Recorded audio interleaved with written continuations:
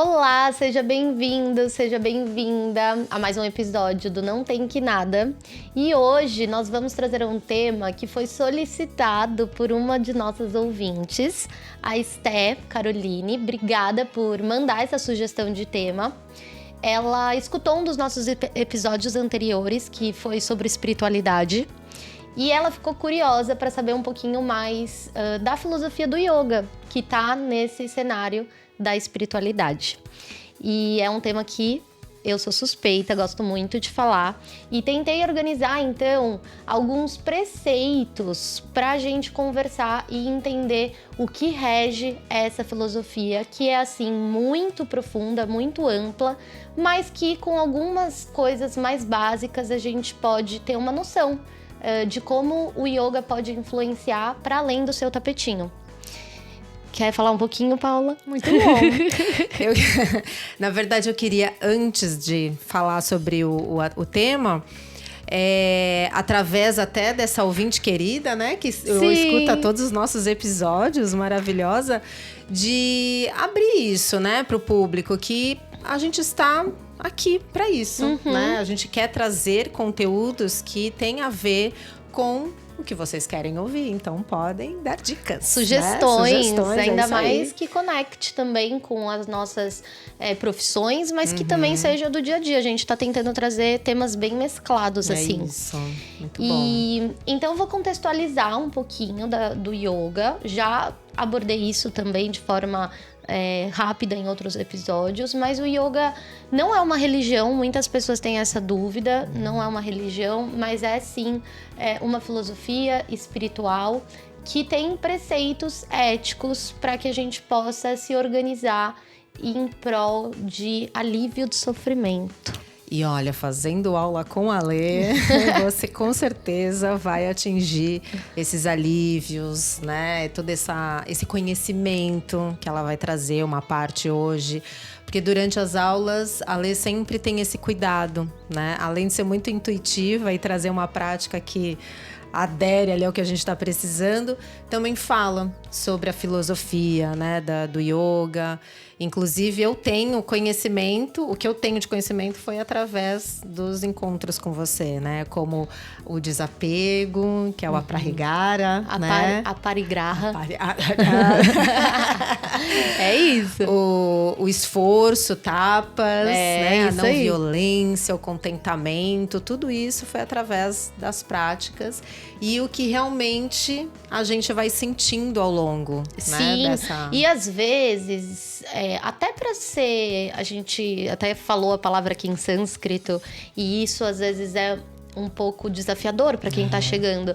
Então, muitas vezes, na aula, eu nem trago a palavra em si, mas o ensinamento. Sim. Então, às vezes, você já sabe do que é, porque aquilo já foi pincelado, mas muitas vezes também de uma forma mais acessível ali, para que seja compreensível naquele momento. Sim. Não é uma aula teórica que a gente traz dentro da prática. A gente constrói com o corpo físico, é claro que tem espaço pra gente falar, mas a gente acaba falando ali, então, de uma forma mais acessível e tudo mais.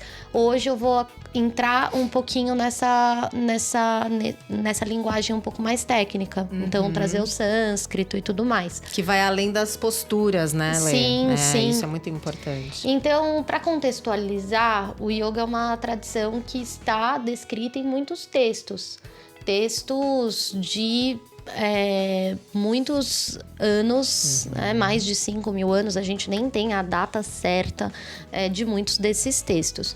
E tem um texto em específico que se chama Yoga Sutras. É como se fosse versos filosóficos que trazem a maneira de você se guiar, tá? Assim, de forma simplificada.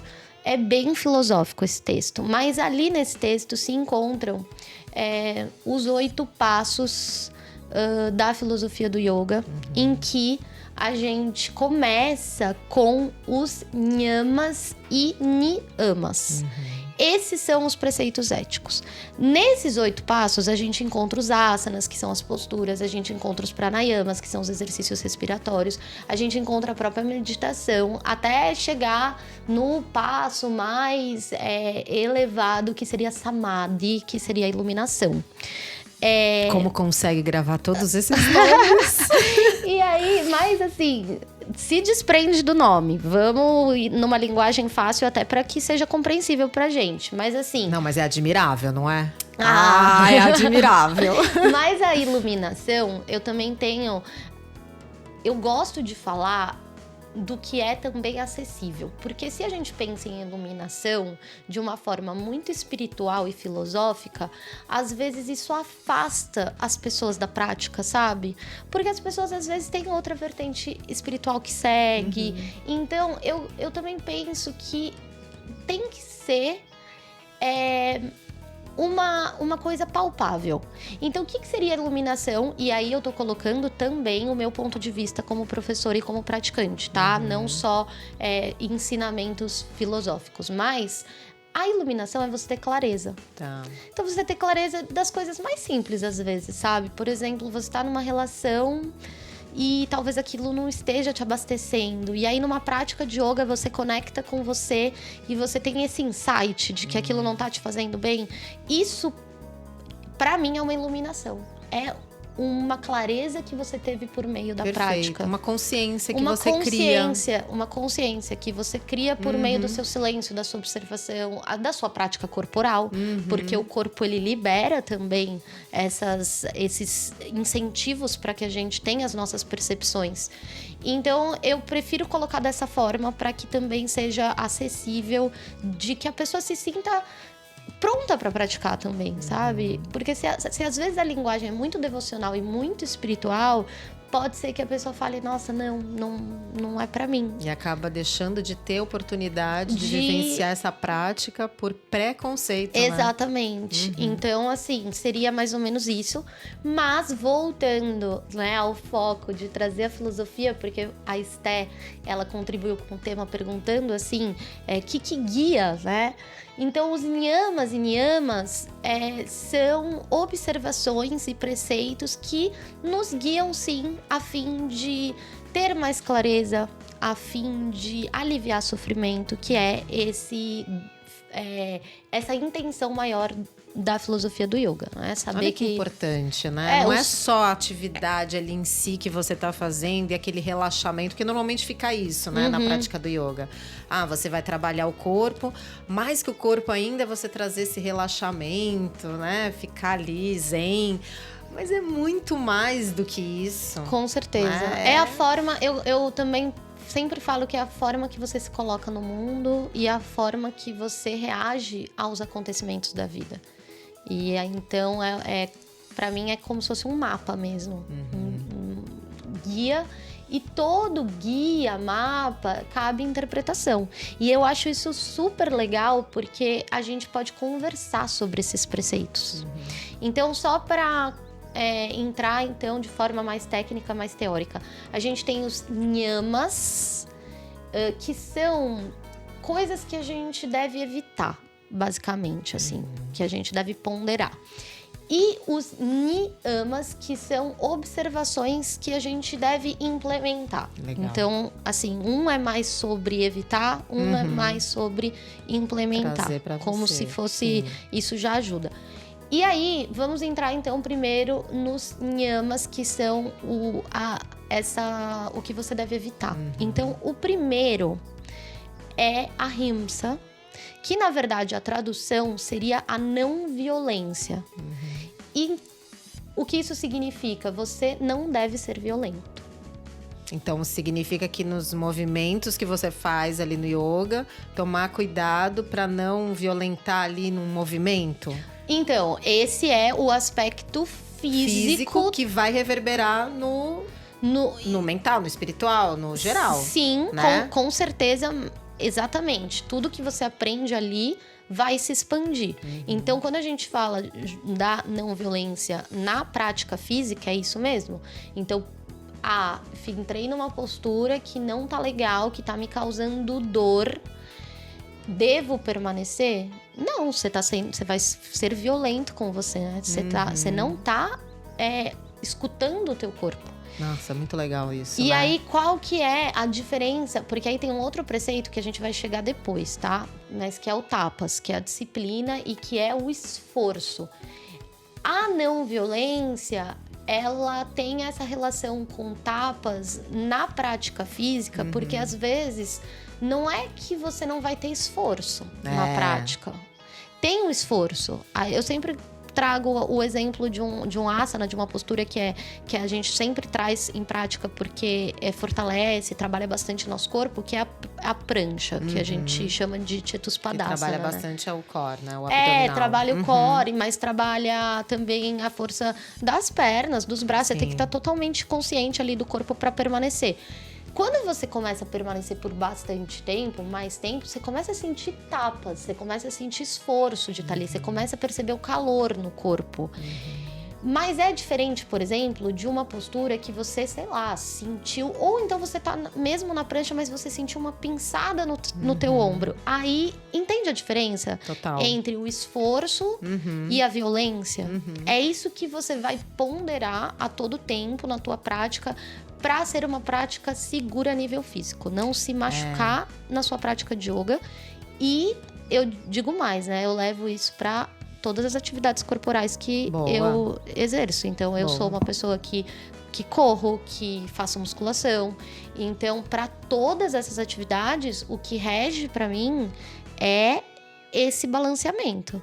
Não, e perfeito, porque vai te condicionando a levar isso para as outras esferas da sua vida. Com certeza. Né? Comportamental. Então, como você tinha falado, às vezes eu tô num relacionamento que tá me fazendo mal, né? Tá me violentando aqui de alguma maneira.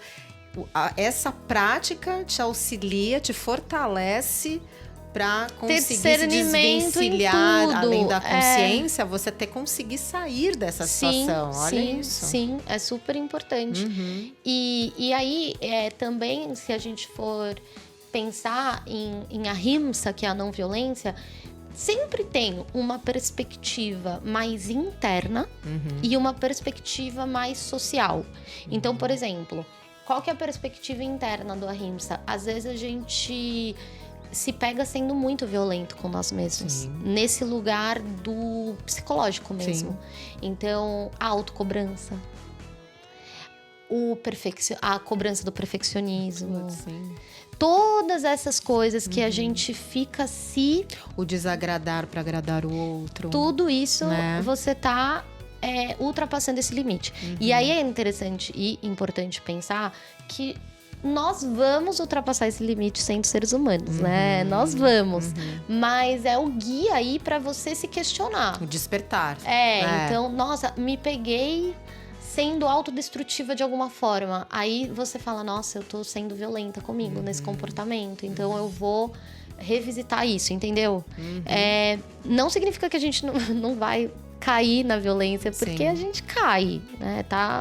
É do ser humano mesmo.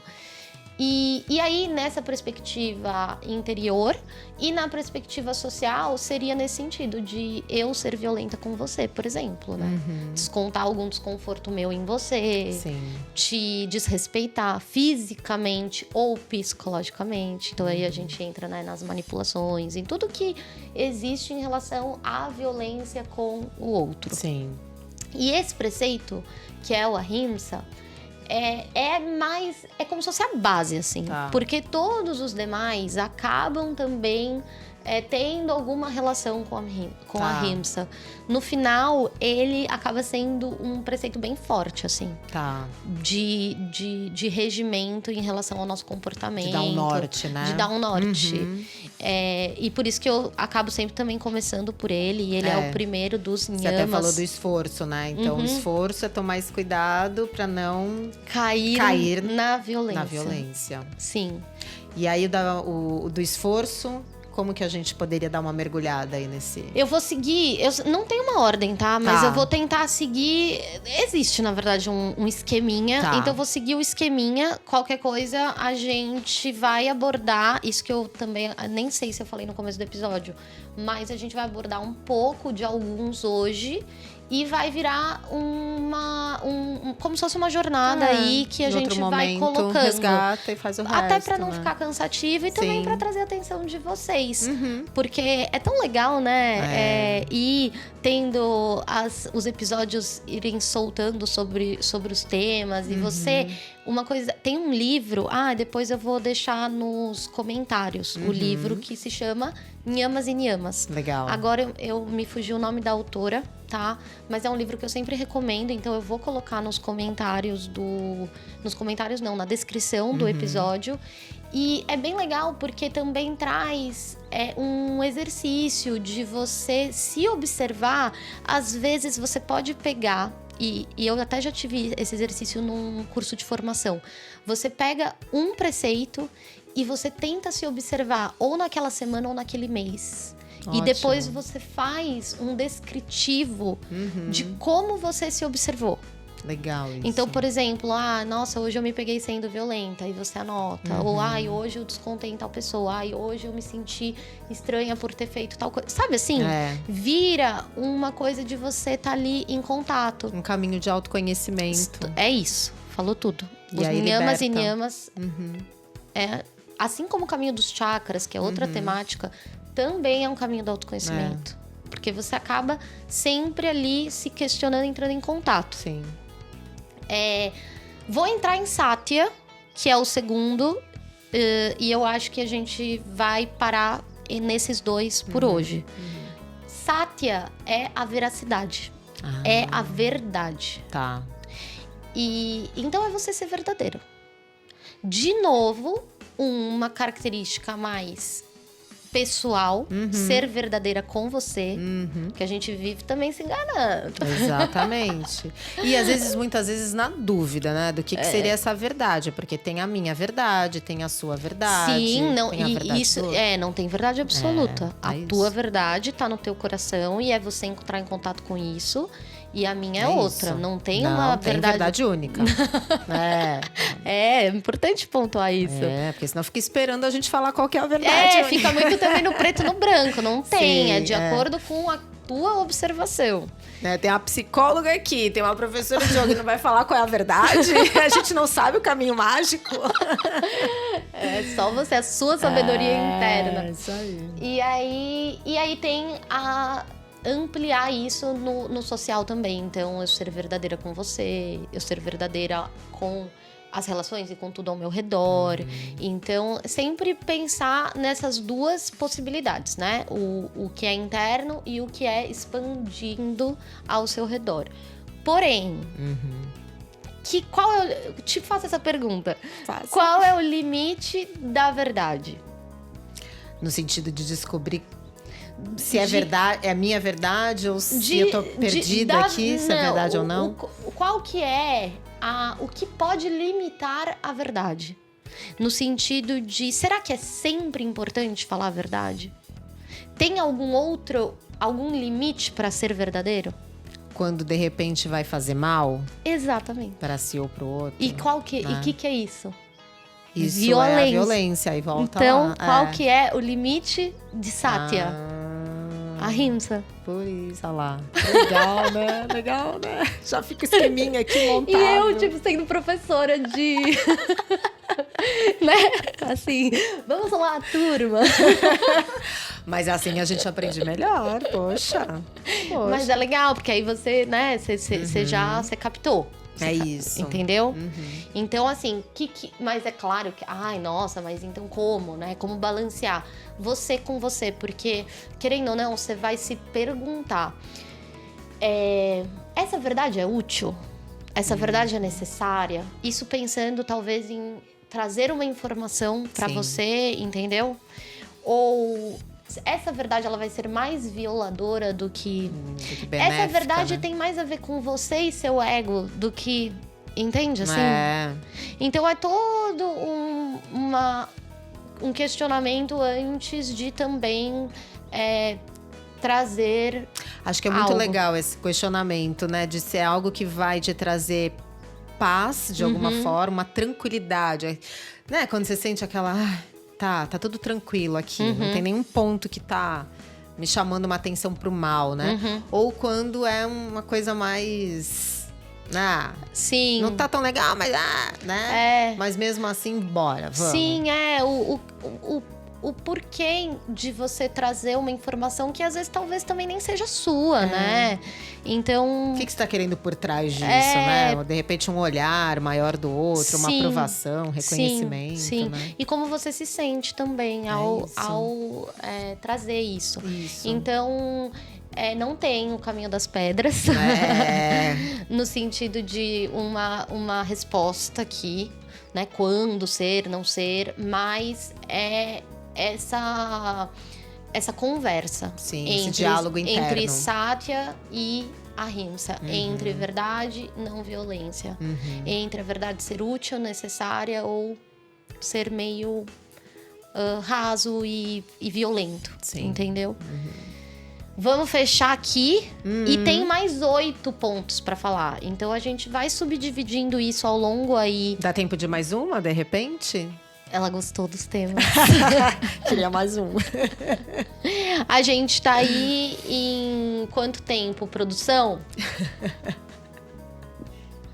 Vamos falar do próximo, então? Vamos. Mas dá pra... Então, vou começar e aí qualquer coisa a gente... A gente já tá em 20, é isso? A gente tá em 20. Então a gente precisa parar. Então vamos parar. Vamos deixar essa curiosidade. Vamos deixar no ar.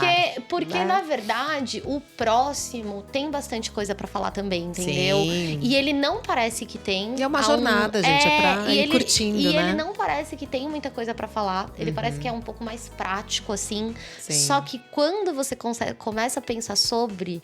Aí abre um monte de coisa. Maravilha. E eu acho que você, como psicóloga, também vai conseguir contribuir bastante, assim. Sim, maravilhoso. Então vamos deixar no ar isso aí. E aí a gente espera vocês nessa jornada. Né? Pra curtir esse momento, desse ganho de conhecimento. O conhecimento, gente, salva, liberta. Sim.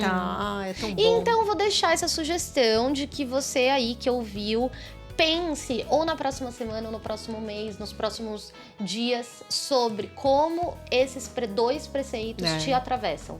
A não violência, a Ahimsa e Satya, a verdade. Arrasou. Então, até Muito o próximo bom. episódio. Até a próxima. Tchau.